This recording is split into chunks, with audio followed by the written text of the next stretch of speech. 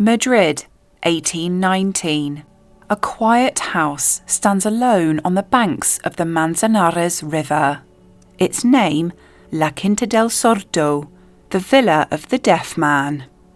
Inside, the windows are shuttered, the walls whisper, and an ageing painter, stone deaf and weary of the world, begins to cover those walls with visions no one was ever meant to see. By day, Francisco Goya had once painted kings, courtiers, and noblemen, the official chronicler of Spain's power and pride. But by night, in this secluded refuge, he created something else entirely. A gallery of nightmares. 14 paintings born from sickness, solitude, and the slow unraveling of faith. They would later be called the Black Paintings. Though Goya himself never gave them that name, he never titled them, never wrote about them, never showed them to anyone. They were his private exorcism. And his only audience, the silence of his own house. Goya, the man who couldn't hear the world anymore, ended up painting what the world refused to see. So what happens when an artist stops painting for others and starts painting only for himself? At 73, Goya was a man haunted by two ghosts, illness and history. He had lived through everything a human spirit could endure: revolution, restoration, and the madness that lies between. He had survived the Napoleonic Wars, seen the executions he once immortalised in the 3rd of May, and watched his beloved Spain slide back into tyranny.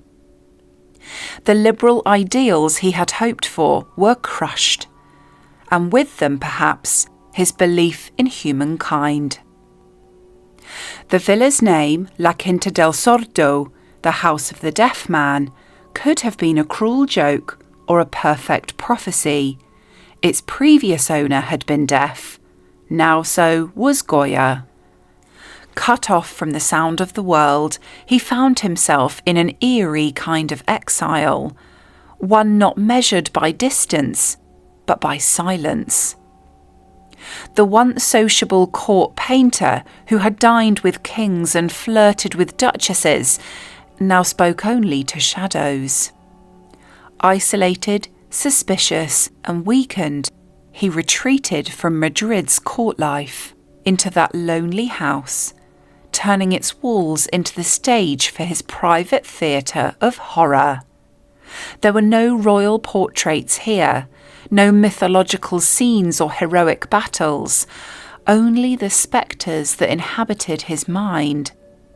His world had shrunk to a few dimly lit rooms, and yet inside those walls an entire universe of dread began to unfold.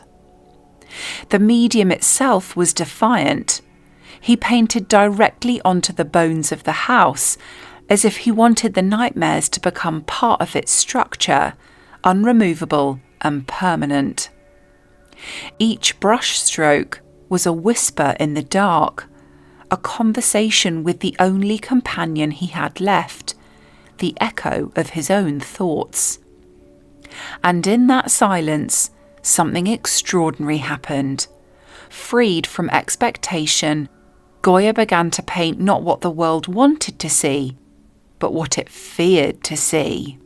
Step into the dining room and you'd be surrounded not by cheerful family portraits or pastoral landscapes, but a gallery of nightmares. Gods devouring their children, witches worshipping goats, men killing each other knee-deep in mud. Each wall seemed to pulse with a life of its own, as if the plaster itself had absorbed the fear and despair of the painter who touched it.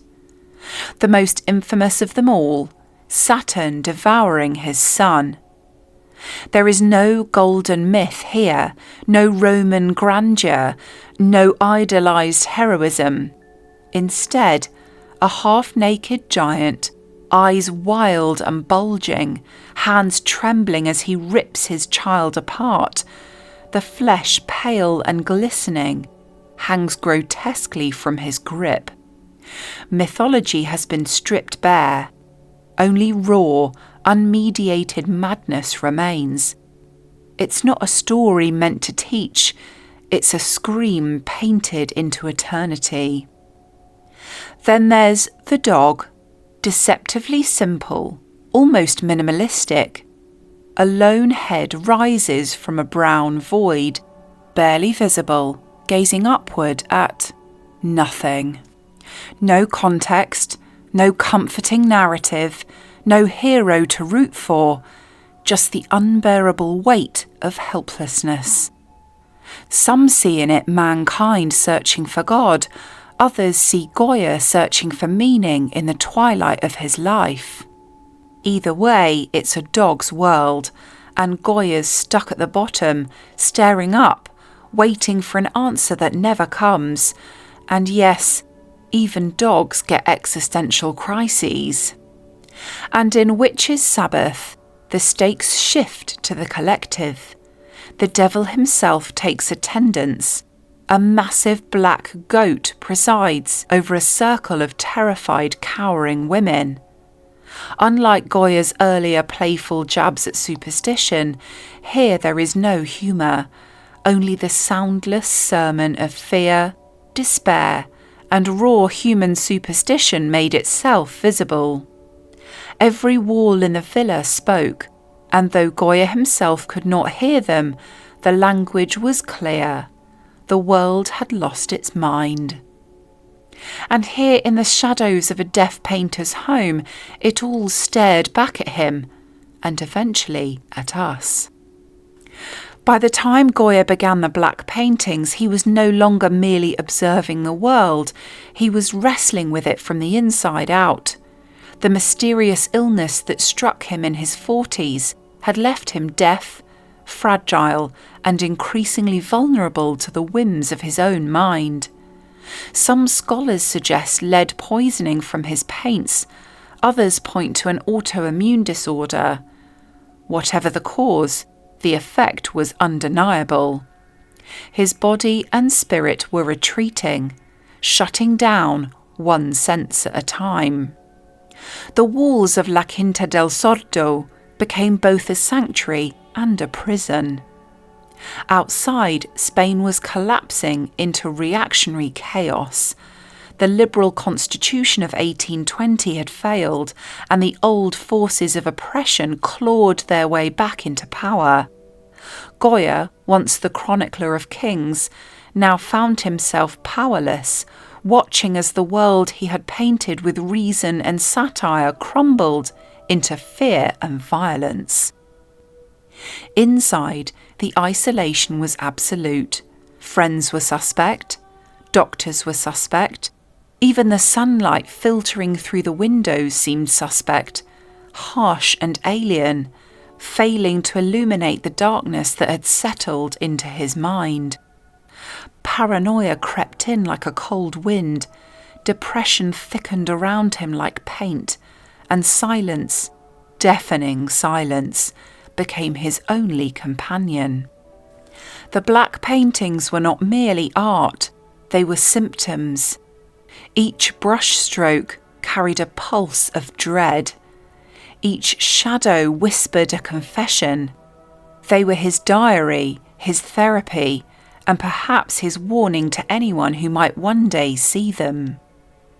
In the twisted figures and monstrous forms, Goya was exposing the fragility of the human condition, but also the fragility of his own mind, and yet, amidst the madness, was clarity.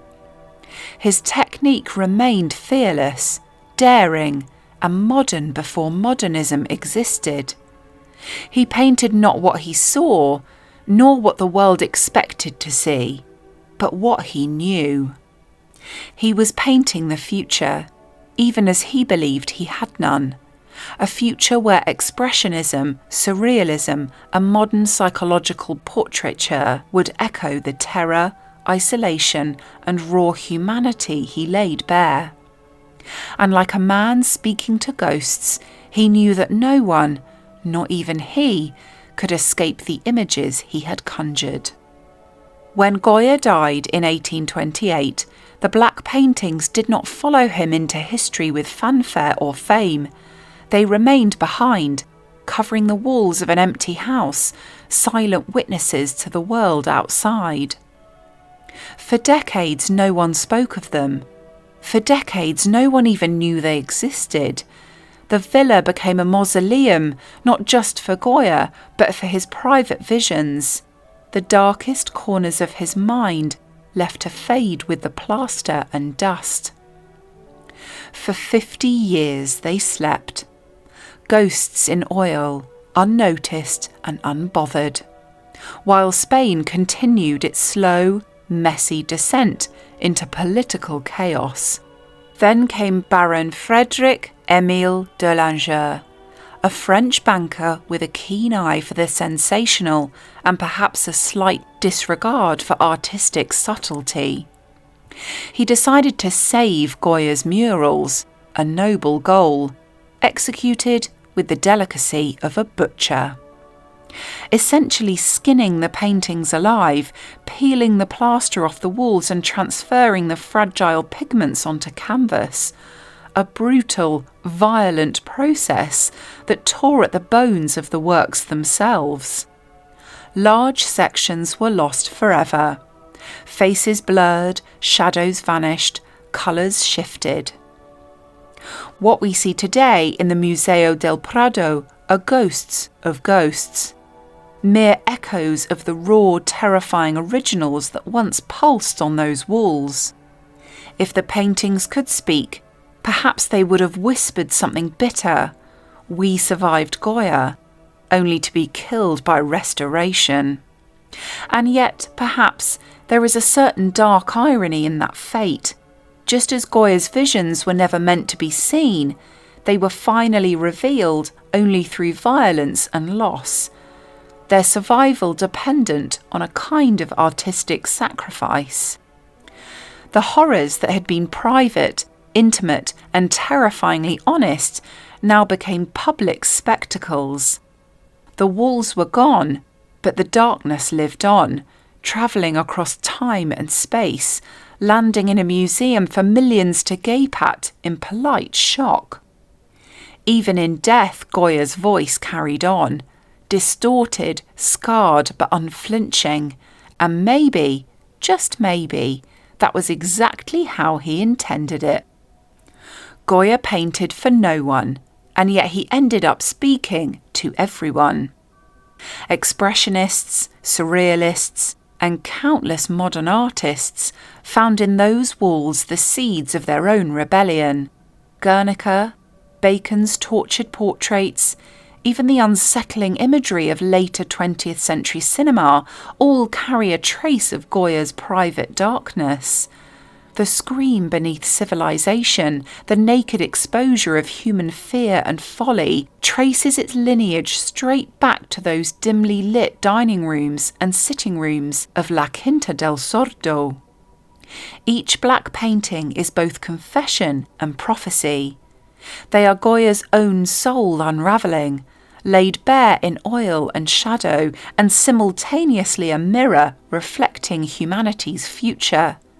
The same cycles of violence, despair and isolation he experienced, magnified across time, painting what he knew, what he had felt gnawing at the very core of the human condition. Even the more subdued works, La Leocadia, the solitary mournful figure, speaks volumes. The black paintings remain terrifying because they were never meant for public consumption. Their power lies in their intimacy, their honesty, their raw confrontation with human darkness. And yet, because we see them now, because they survived plaster, neglect, and violent restoration, they have become universal. They connect a private artist's despair to the collective human experience, a bridge between one tormented consciousness and the universal fears we all carry. In the end, they remind us that art is not always made to please, to glorify, or to decorate. Sometimes it is made simply to endure, and sometimes enduring is terrifying. It's strange, isn't it, that the paintings Goya never intended for the world to see have become the ones that define him. Maybe that's the curse of all great art. What begins as private suffering eventually becomes public fascination. So what do you think? Was Goya painting to warn the world or to escape it?